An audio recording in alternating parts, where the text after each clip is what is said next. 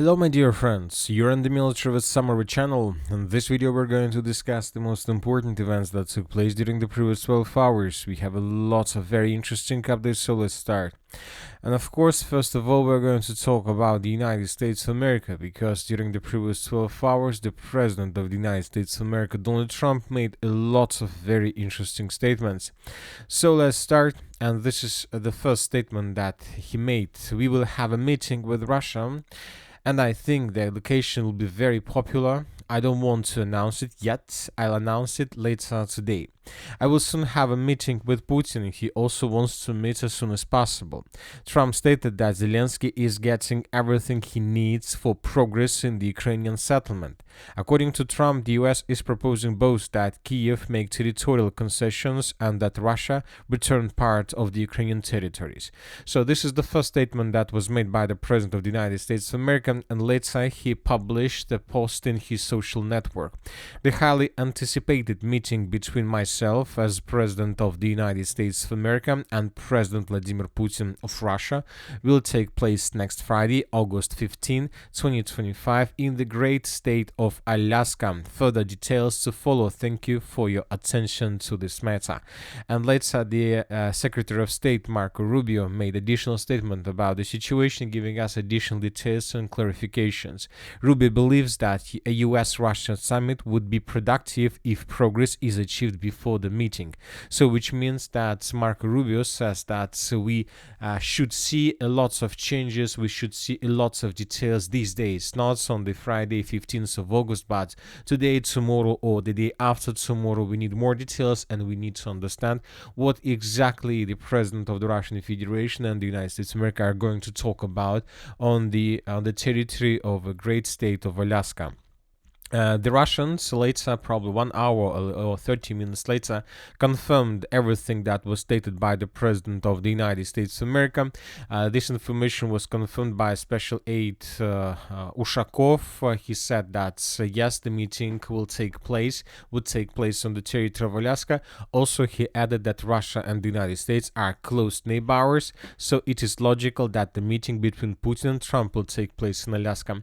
I would like to remind you that during the previous days, there were a lot of talks and rumors that the meeting would take place on the territory of Italy, on the territory of the United Arab Emirates, probably on the territory of Turkey. Many other places were discussed as a possible places for these talks, but the leaders of Russia and the United States of America decided to use Alaska as the place, as the, let's say, foothold for this process.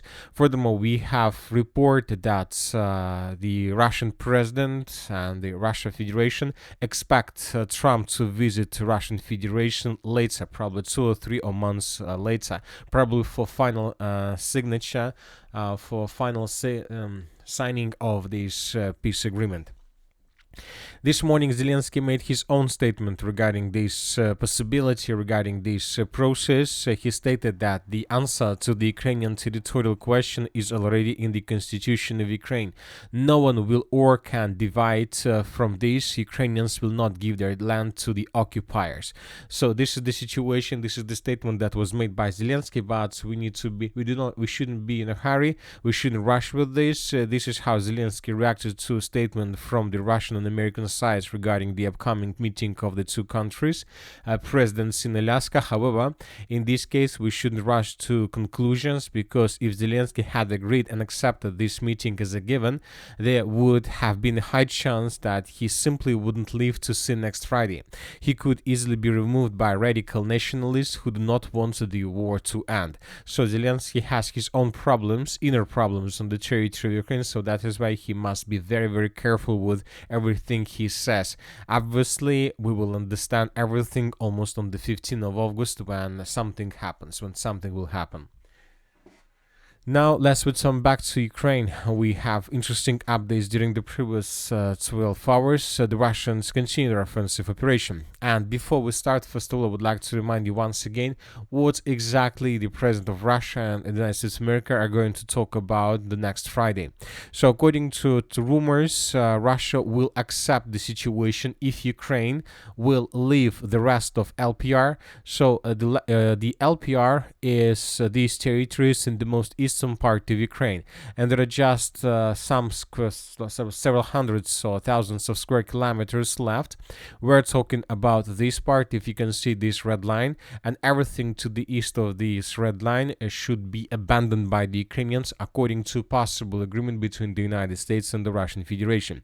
So we're talking about the village of Novoigorovka and some territories around the village of Grekovka. Furthermore, LPR is this part of Serebryanka forest.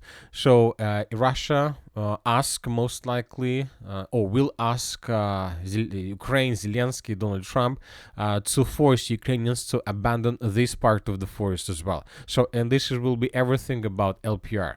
When talking about Donetsk People Republic, we see that the difference, the gap is too big. If United States of America and Russia will have some agreement about situation in Ukraine, most likely Ukrainians and Zelenskyy would be forced to withdraw his troops from the rest of DPR, and we are talking about the cities like Pakovsk, Konstantinovka, Drushkovka, Slaviansk, Kramatorsk, Seversk, and Liman. So huge territories would be abandoned by the Ukrainian forces if we have an agreement between the Russian Federation and the United States of America. And this is exactly what Zelenskyy was talking about. Furthermore, this is very interesting territories because the biggest strongholds, the most powerful fortifications in the area of the special military operation are located exactly in this place.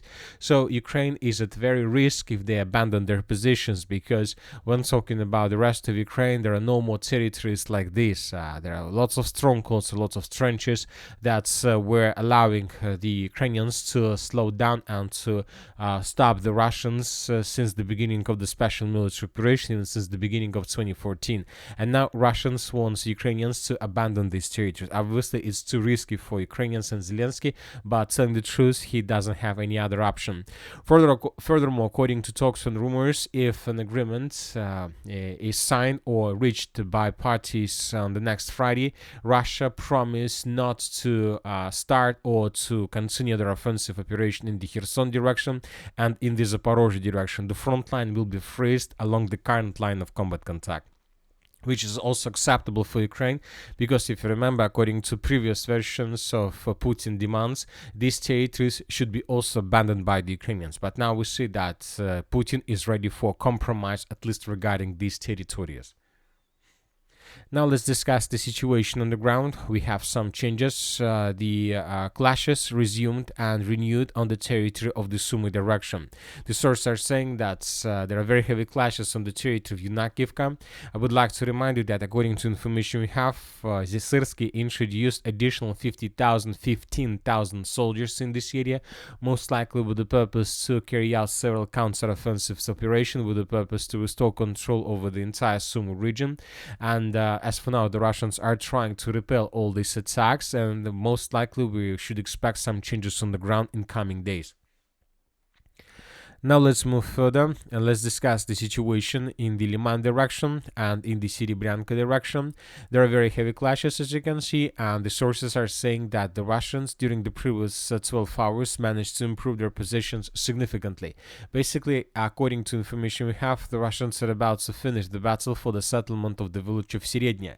If Russians take this village under complete control, this will allow the Russians, first of all, to improve their positions on the Ukrainian side of the river of Nitro. This is the first thing, and the second thing, the Russians will be able to cut the only road of 527 that Ukrainians used to supply their forces in the Shandrigalovo from the west. This will allow the Russians to cut logistics in this region, and probably the situation for Ukrainians in Shandrigalovo would become much worse in comparison with the current situation. Most likely they would be forced to fall back further in the southern direction. Now let's talk about the situation in Zarechna. If you remember, yesterday we discussed that there are very heavy clashes in this area. The Russians carry out some, let's say, blitz attack using motorcycles. They managed to break through Ukrainian defense and to get as deep as possible to improve their positions. Currently, the village of Zarechna was cut in several pieces. The Ukrainians brought additional forces in this area with the purpose to stabilize the situation. So there are very heavy clashes. We are waiting for additional updates. Serebryanka forest, the Russians continue their offensive operation. There are very heavy clashes in this area. The Russians are about to finish the battle for the eastern part of the Serebrenko forest. We're talking about this contested area or this gray zone. Several sources reported that several hundreds of Ukrainian soldiers were caught in cauldron in this area. So it seems that the front line of the armored forces of Ukraine, or defense line of the armored forces of Ukraine in this direction, has collapsed completely. As for the city of Syrsk itself, the Russians are getting closer and closer, and more sources are saying that sooner or later, maybe this week, we're going to see additional clashes on the territory of the city of Syrsk itself. So we are waiting for additional updates about this territory. Now let's talk about the Konstantinovka and the Pakovsk agglomeration. So the most important updates, of course, are coming from the southern part of the Konstantinovka front line. The Russian armed forces, according to several pro-Russian resources, managed to establish complete control over the settlement by the name of Sherbinovka. So this is the village we are talking about. So some sources colored their maps like this. So if you remember, we discussed that during the previous days. First, the Russians managed to establish complete control over the settlement of Katerinovka. Later, the several sources reported that the Russians improved their positions to the east of the Kliban-Byksky water reservoir, and these two attacks created a cauldron for the armored forces of Ukraine on the territory of Kliban-Byk, and starting of that moment, the Ukrainians began evacuation of their soldiers through this forest and through this water reservoir itself. And we were waiting for when this pocket will collapse completely, and according to information we have, by the morning of the 9th of August of 2025, the Russians secured completely the settlement of Sherbinovka, and currently Ukrainians control just the village of Kliban-Byk, and most likely Ukrainians would be forced to fall back completely from this area in coming 24 hours. So most likely by Monday by the next Monday, the Ukrainians will leave this area completely, and the Russians will secure completely the territories to the south of Kliban-Byksky water reservoir. As for the M32 road, the Russians continue their offensive in the northern direction. We have some changes on the ground. Let's compare the maps between the dates. For example, this is the situation by the end of the 8th of August of 2025, and this is the situation by the beginning of the 9th of August. The Russians improved their positions in the northwestern direction in the vicinity of Zapovedne. The Russians continue their offensive operation to the north of the settlement of Poltavka, and the Russians are concentrated to secure the village of Rusin Yar in coming days or even hours. So we see that the Russians are not moving and not pushing in the direction of the Pakovsk agglomeration, but the Russians prefer to improve their positions to the north of M32 road, which will allow them to create a secure zone, and probably this will allow the Russians, if they can get a breakthrough, to attack the settlement of Drushkovka from the southwest, which will lead to complete collapse of Ukrainian defense in the city of Konstantinovka. So very interesting and intriguing situation is developing in this area. As for the city of Pakovsk, during the previous 24 hours, the pro-Ukrainian resources published this very interesting video. And here we can see how Ukrainians were capturing Russian soldiers, and the most important, the Russian soldiers were captured in the most central part of the city of Pakovsk. So the video was long, and one of the episodes took place exactly in this point. Ukrainian soldiers captured Russian soldiers exactly in this area. So based on this video, we adjusted the map. We just added additional contested area in the central part. So this is the situation in the city by the end of the 8th of August, and this is the situation by the beginning of the 9th of August. So the most central part of the city was colored as a contested area, because now we have some doubts whether these territories under complete Ukrainian control or not, because Russian soldiers were captured somewhere here. So most likely these territories either in the gray zone or under complete Russian control. So we are waiting for additional updates, and we see that the Russians continue their offensive operation. They're intensifying their assault operations on the territory of the city of Pakovsk, and every single day they're getting more and more territories under their control. As for the South Donetsk direction, during the previous 24 hours, we haven't received anything special. Just pro-Ukrainian resources confirmed everything that was already added on the map of every single mapper. So the villages of Dachne was taken by the Russians, the village of Tolstoy, Zelený Gai, the village of Voskresenka. All these villages were taken by the Russians a long time ago, and just by the morning of the 9th of August, this information was confirmed by the pro-Ukrainian resources as well. And that's it for the short video. Military Summary channel reminds you we condemn any violence in the world. Thank you for your watching, subscribe to my channel, put your likes, join my Patreon, and have a good day. Bye bye.